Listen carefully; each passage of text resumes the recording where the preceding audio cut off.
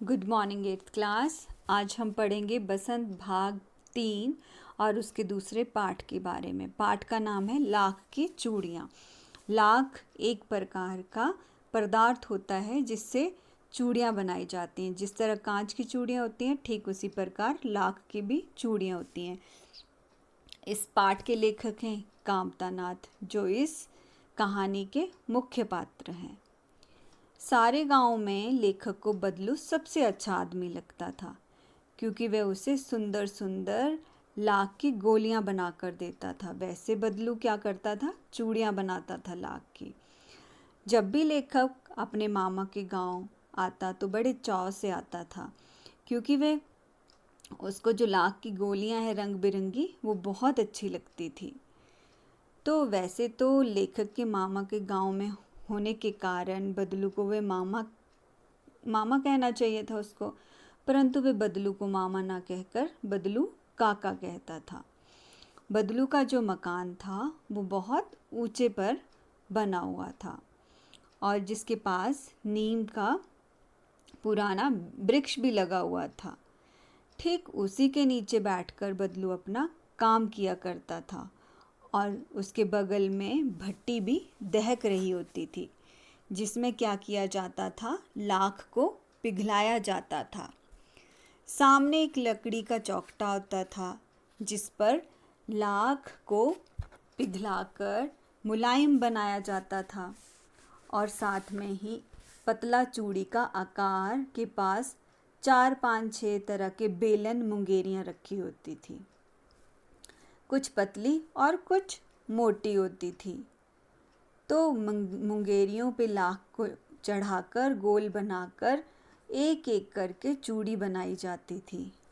जब चूड़ियाँ पूरी बन जाती थी तो उन पे रंग किया जाता था। बदलू ये कार्य सदा एक मचिया पर बैठकर किया करता था। ये मचिया बहुत पुरानी थी। बगल में ही उसका हुक्का भी रखा हुआ था, जिसे वह बीच बीच में पीता रहता। लेखक अपना अधिकतर समय जो है वो बदलू के पास ही व्यतीत करता था। बदलू उसे लल्ला कहकर पुकारता था और लेखक मचिया में ही साथ में उसके साथ बदलू के साथ बैठा घंटों बातें करता रहता था और बदलू भी वहाँ पर बैठ के चूड़ियाँ बनाता रहता था। वह 4-6 जोड़े चूड़ियाँ रोज बनाता था। पूरा जोड़ा जो है चूड़ियों का बन जाने के बाद वह कुछ क्षण के लिए बदलू चुप हो जाता, क्योंकि वह उस बेलन को ऐसा मानता जैसे नववधू जो है उसने अपनी कलाई में नई चूड़ियाँ पहन ली हो। बदलू एक मणिहार है। चूड़ियाँ बनाना उसका खानदानी पेशा है। वास्तव में वह बहुत सुंदर चूड़ियाँ बनाता था और सारे गांव की स्त्रियां जो हैं उसी की चूड़ियाँ पहनती थी और वह कभी चूड़ियों के पैसे नहीं लेता था, क्योंकि उस समय वस्तु विनिमय का तरीका था। कहने का मतलब है वस्तु के बदले वस्तु ली जाती थी। तो जो जो बदलू है वो भी क्या करता था? पैसे नहीं लेता था, पैसे के बदले में वस्तु ही लेता था। और बदलू स्वभाव से तो बहुत अच्छा था। लेखक ने कभी उसे लड़ते झगड़ते नहीं देखा था।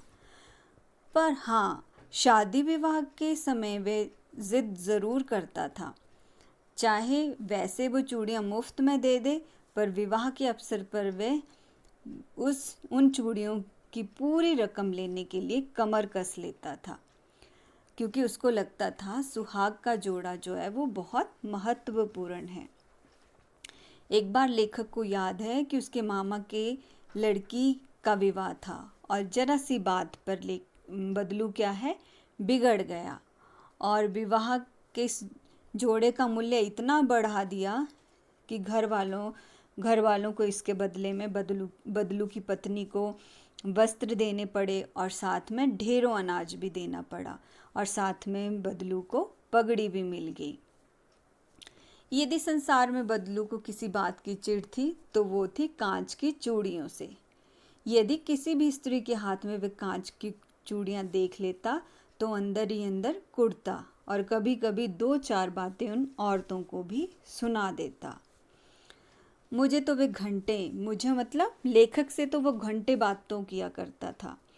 कभी बदलू पूछता कि उसकी पढ़ाई कैसे चल रही है, फिर वह घर के बारे में पूछता, फिर वह शहर के बारे में पूछता।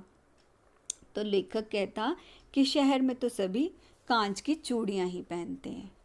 तो बदलू उत्तर देता, क्यों नहीं, सभी वहाँ कांच की चूड़ियाँ पहन सकते हैं, क्योंकि वहाँ की औरतें जो हैं वो क्या करती हैं, शहर में तो औरतें मर्दों का हाथ पकड़कर सड़कों में घूमती रहती हैं और उनकी कलाइयाँ भी बहुत नाजुक होती है, इसलिए लाख की चूड़ियाँ पहनना सिर्फ उन्हीं को शोभा देता है।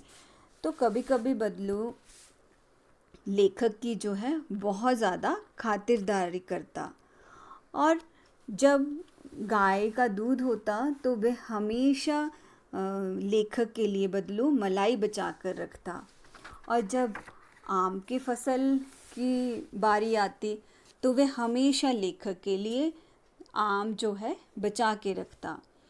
बदलू जो है वो लेखक को बहुत अच्छा लगता, और बदले में वे रोज लेखक के लिए 2 या 3 लाख की गोलियां बना कर देता था।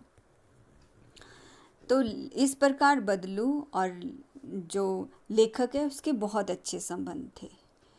फिर बहुत दिन बीत गए, मामा के घर छुट्टियों में भी लेखक जा नहीं पाया, और काफ़ी दिनों के बाद जब लेखक के पिताजी की कहीं और तबादला हो गया, शहर से बहुत दूर तबादला हो गया, तो बहुत लंबे समय के बाद लेखक अपने मामा के गांव वापस आया। कम से कम 8-10 वर्षों के बाद लेखक अपने मामा के घर आया, और तब तक उसको लाख की चूड़ियों के बारे में भी कुछ याद नहीं रहा, क्योंकि वो बहुत बड़ा हो चुका था और उसको लाख की चूड़ियों में कोई रुचि या दिलचस्पी नहीं रही थी। और लेखक का बदलू की तरफ भी कोई ध्यान नहीं था। लेखक बहुत दिन तक गांव में इधर उधर घूमता रहा, और लेखक ने देखा कि गांव की कई औरतों ने अब कांच की ही चूड़ियां पहन रखी हैं। जब लेखक ने देखा कि गांव में कुछ ही औरतों के हाथ में लाख की चूड़ियां हैं, तब लेखक को बदलू का ध्यान आया। बात हुई यूं कि बरसात के दिन थे और उनके मामा की बेटी जो है वो आंगन में फिसल पड़ी, और फिसलने से हाथ की जो चूड़ियां थी वो उसकी कलाई में घुस गई और उसे खूब खून बहने लगा। उसके मामा जी भी घर पर नहीं थे, इसलिए लेखक को ही मरहम पट्टी करनी पड़ी। तभी उसको बदलू का ध्यान आया और वह सोचने लगा, क्यों ना मैं आज बदलू के पास जा आऊं। और वह शाम को घूमते घूमते बदलू के घर पहुंच गया। बदलू वहीं चबूतरे पर नीम के नीचे खाट पर लेटा हुआ था। लेखक ने बदलू को नमस्ते कहा, और बदलू ने शायद उसे पहचाना ही नहीं, और वो बदलू उठकर खाट पर बैठ गया। तो लेखक ने अपना परिचय उसे दिया कि किस प्रकार वह उनके लिए लाख की गोलियां बना कर देते थे। फिर बदलू कुछ देर चुप रहा, शायद वो कुछ याद करने लगा, और एकाएक बदलू बोल पड़ा, आओ लल्ला बैठो, तुम बहुत दिनों के बाद गांव में आए। तब बदलू ने कहा, हाँ काका, बहुत समय लग गया मुझे इधर आने में, इधर आना ही नहीं हो पा रहा था। और कुछ देर दोनों शांत रहे। फिर लेखक इधर उधर देखने लगा तो उसको ना मचिया नज़र आई ना भट्टी नज़र आई। तब लेखक ने पूछा कि आजकल कोई काम नहीं है काका? तो बदलू बोला, नहीं लल्ला, काम तो कई सालों से बंद है। मेरी बनाई हुई चूड़ियाँ कोई नहीं पूछता। गांव में कांच का प्रचार हो गया है। अब कुछ देर बदलू चुप रहा और फिर बोला, मशीनी युग है ना आजकल। आजकल मशीनों से खेती भी की जाती है, और फिर जो सुंदरता कांच की चूड़ियों में है वे लाख की चूड़ियों में नहीं है। तो लेखक बोला कि कांच की चूड़ियाँ जो हैं वो खतरनाक होती हैं और जल्दी टूट जाती हैं। तब बदलू बोला, नाजुक तो हैं पर कहते कहते बदलू को खांसी आ गई और लेखक मन में सोचने लगा कि बदलू की अवस्था अब कितनी बदल गई है, उसका शरीर भी ढल रहा है, शायद उसे दमा हो गया हो। तो लेखक अभी सोच ही रहा था तो बदलू ने उसकी बात को भांप लिया हो जैसे। तो उसने कहा, मुझे फसली खांसी है, महीने में 2-3 महीने में एक बार हो जाती है और 10-15 दिन में ठीक हो जाती है। तो लेखक उसकी तरफ निहार रहा था, बदलू की तरफ, और उसको लग रहा था कि उसकी दशा जो है वो ठीक नहीं है। मशीनी युग आ जाने से उसकी जो रोज़गार थी, कमाने का ज़रिया था, वो ख़त्म हो गया है। तो बदलू और लेखक दोनों शांत बैठे हुए थे। तभी लेखक ने बीच में पूछा, काका, इस बार आम की फसल कैसी रही? तो बदलू ने कहा, बहुत अच्छी रही, और अंदर से अपनी बेटी को आवाज़ दी कि रज्जो, लल्ला के लिए आम लेकर आओ। और फिर वे बोले, लेखक बोला, नहीं, मैंने काका इस बार आम खूब खाए हैं। तो बदलू बोला, नहीं नहीं, इस साल बहुत आम हुए हैं और तुम ये आम, यहाँ के आम खाकर देखो ज़रा। लेखक फिर बदलू से पूछता है कि गाय तो अच्छी है ना काका आपकी? तो बदलू बोलता है, गाय तो 2 या 3 साल पहले ही बेच दी है, गाय को कौन खाना खिलाए और कहाँ से खाना खिलाए। इतने में ही काका की बेटी रज्जो अंदर से एक डलिया में ढेर सारे आम लेकर आई और बदलू ने कहा, काका, इन आमों को खाओ। तो लेखक कहने लगा, इतने आम तो मैं काका नहीं खा पाऊँगा। तो बदलू हंस पड़ा, शहरी ठहरे ना, तुम्हारी उम्र का तो मैं 4 गुना आम खाता था। तभी बदलू ने कहा कि लल्ला को 4-5 आम छांट कर दो, संदूरी आम दो, और कहा, लल्ला इस साल ही ये पेड़ तैयार किया है। तब रज्जो ने 4-5 आम अपने हाथ में लेकर लेखक की तरफ बढ़ाए। तो आम लेने के लिए जैसे ही लेखक ने हाथ बढ़ाया तो उसकी निगाह एक क्षण के लिए रज्जो के हाथों पे टिक गई, जहाँ उसकी गोरी गोरी कलाइयों पर लाख की चूड़ियाँ बहुत सुंदर लग रही थी। बदलू ने शायद लेखक की दृष्टि को भांप लिया और बोल पड़ा, ये आखिरी जोड़ा बनाया था ज़मींदार साहब की बेटी के विवाह पर। 10 आने पैसे मुझे दे रहा था, मैंने जोड़ा नहीं दिया और कहा, शहर से ले लो तुम अपनी बेटी के लिए नया जोड़ा। और फिर लेखक ने वहीं बैठकर थोड़ी देर आम खाए और फिर वो घर की तरफ चला आया। और रास्ते में वे सोचने लगा कि बदलू ने हार कर भी हार नहीं मानी।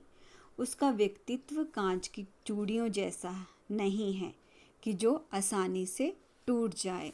लेखक सोच रहा था कि इस मशीनी युग ने और आधुनिक युग ने और शहरी युग ने गांव की जीविका और छोटे छोटे उद्योगों का किस प्रकार धीरे धीरे नाश कर दिया है।